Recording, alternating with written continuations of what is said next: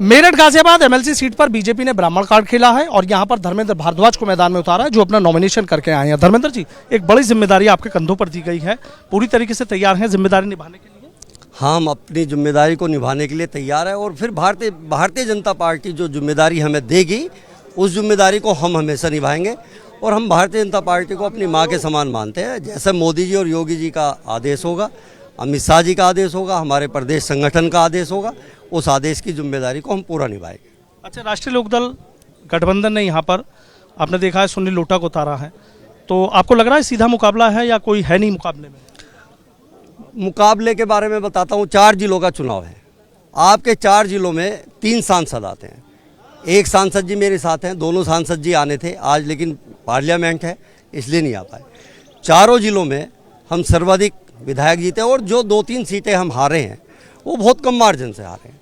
तो हमारे विधायक सारे हमारे साथ हैं, सारे ब्लॉक प्रमुख हमारे साथ हैं, जिला पंचायत सदस्य अधिकतम हमारे हैं। और ये जनता का चुनाव है और ये आपके सामने है। अभी 10 दिन पहले सरकार हमारी बन के निमटी है और आपके सामने पहले कहते थे कि भाई बहुत कड़ा मुकाबला है और इस आंकड़े को छूने के लिए बड़ी दिक्कत आएगी। तो बाबा का और हमारे योगी जी का बुलडोजर चल रहा है। जब तक बुलडोजर चलेगा हमें नहीं लगता कि हमारे मुकाबले में कोई आ पाएगा। अच्छा धर्मेंद्र भारद्वाज जी, एक बार भी आप एमएलसी का चुनाव लड़े थे, थोड़ी सी कसक रह गई थी और कसर भी रह गई थी, वो इस बार पूरी होने जा रही है? वो चुनाव 270 वोट थे, तीनों राउंड की मिलाकर के 800 वोट थे। काफ़ी मीडिया ने छापा भी अभी 3 दिन पहले तो वो 22,000 के करीब हमें वोट मिली थी। वो 5 बार के विधायक हमारे सामने लड़े थे। हम 9 जिलों का चुनाव लड़ चुके हैं, हमें पता है कि किस तरीके से चुनाव लड़ा जाता है। वो कसक नहीं थी, एक अनुभवहीनता थी। वो अनुभवहीनता को पूरा करके अब की बार भगवान ने और मोदी जी ने और योगी जी ने, अमित शाह जी ने, प्रदेश संगठन मंत्री सुनील बंसल जी ने, प्रदेश अध्यक्ष हमारे स्वतंत्र देव जी ने और हमारे क्षेत्रीय अध्यक्ष मोहित बेनीवाल जी ने और सह संगठन मंत्री करमवीर जी ने मुझे आशीर्वाद दिया है। और उस अनुभव को देखते हुए आशीर्वाद दिया है कि वे पहले चुनाव लड़ चुके हैं। मांगने वाले मेरे साथी बहुत थे भारतीय जनता पार्टी में और मेरे पे विश्वास जताया है। उस विश्वास का मैं आभार व्यक्त करता हूँ पूरे संगठन का, भारतीय जनता पार्टी के शीर्ष नेतृत्व का, और उस विश्वास को मैं कायम रखूँगा। कायम रखेंगे? जीत जाते हैं तो क्या प्राथमिकता रहेंगे, क्योंकि शिक्षा क्षेत्र से जुड़े हुए हैं? मेरी प्राथमिकता सबसे पहले तो यही है। अगर देखो एमएलसी बनते हैं तो हमारी सरकार है, हम अपनी सरकार के वो होंगे। और मुझे वैसे भी एक बात लगती है कि हम 36 के 36 एमएलसी हम जीतने जा रहे हैं। अगर हम जीतते हैं विधान परिषद में, हमारा बहुमत अभी भी है और फिर और आगे बढ़ेगा। और एक पूरे देश का सबसे बड़ा प्रदेश और उस प्रदेश का सबसे उच्च सदन, उसका सदस्य मुझे जनता बनाएगी तो मैं उन गरीबों के लिए, चिकित्सा के लिए, शिक्षा के लिए मैं ज़्यादा ध्यान दूंगा। क्योंकि चिकित्सा और शिक्षा जो मोदी जी की पहली पसंद है, योगी जी की भी पहली पसंद है।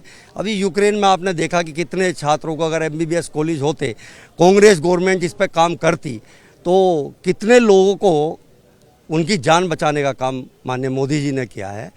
तो उस पर हम वर्क करेंगे, उसी को प्राथमिकता देंगे कि चिकित्सा और शिक्षा का बढ़ावा हमारे देश को मिले, जिससे कि बच्चे, छात्र, जो पैसे उनके गार्जियन यहाँ कमाते हैं और वो सारा पैसा विदेश में चला जाता है और बच्चा भी अपने गार्जियन से दूर रहता है, तो उसको दूर करेंगे तो सभी चीज़ें पूरी होंगी। देखो एक बात हो रहा है, अगर किसी का परिवार का बच्चा शिक्षित होता है तो उसकी 3 पीढ़ियाँ बदलती है। तो ये सबसे बड़ी प्राथमिकता 3 पीढ़ियाँ बदलती है। सांसद राजेंद्र अग्रवाल जी भी हमारे साथ है। सांसद जी कह रहे हैं बड़ी जिम्मेदारी है, सांसद जी साथ है तो दिक्कत की कोई बात ही नहीं है। नहीं, सब लोग साथ हैं। सांसद हों, विधायक हों, जिला पंचायत के अध्यक्ष हों, सदस्य हों, बीडीसी हों और संगठन के सब लोग सब साथ हैं।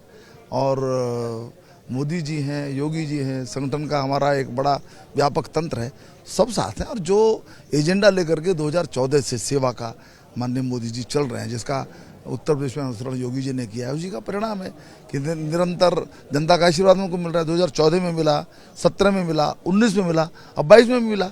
तो अब एमएलसी के चुनाव के अंदर वो आशीर्वाद निश्चित रूप से हमको मिलने वाला है और हम सभी सीटें जीतेंगे। और उच्च सदन में एक जो कई बार बाधा पैदा करने वाला माहौल बन जाता था बहुमत न होने के कारण से, वो बाधा भी समाप्त हो जाएगी और पूर्ण बहुमत उच्चतम केंद्र में मिल जाएगा। आखिरी सवाल मेरा यह है, गठबंधन ने बहुत बड़े दावे किए थे विधानसभा चुनाव से, तस्वीर सबके सामने आ गई है।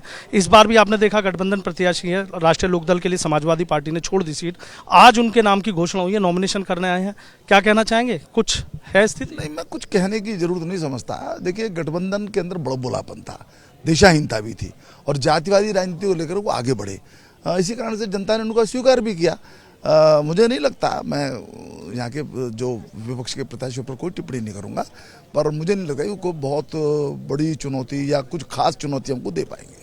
बहुत बहुत शुक्रिया। तो देखिए, सांसद राजेंद्र अग्रवाल भी हैं और धर्मेंद्र भारद्वाज जो बीजेपी ने एमएलसी के प्रत्याशी बनाए हैं, सीधा कह रहे हैं किसी से कोई मुकाबला नहीं है, सरकार ने काम इतने किए हैं, हम जीत कर आएंगे। वीडियो जर्नलिस्ट सत्येंद्र सिंह के साथ सनुज शर्मा, एबीपी गंगा, मेरठ।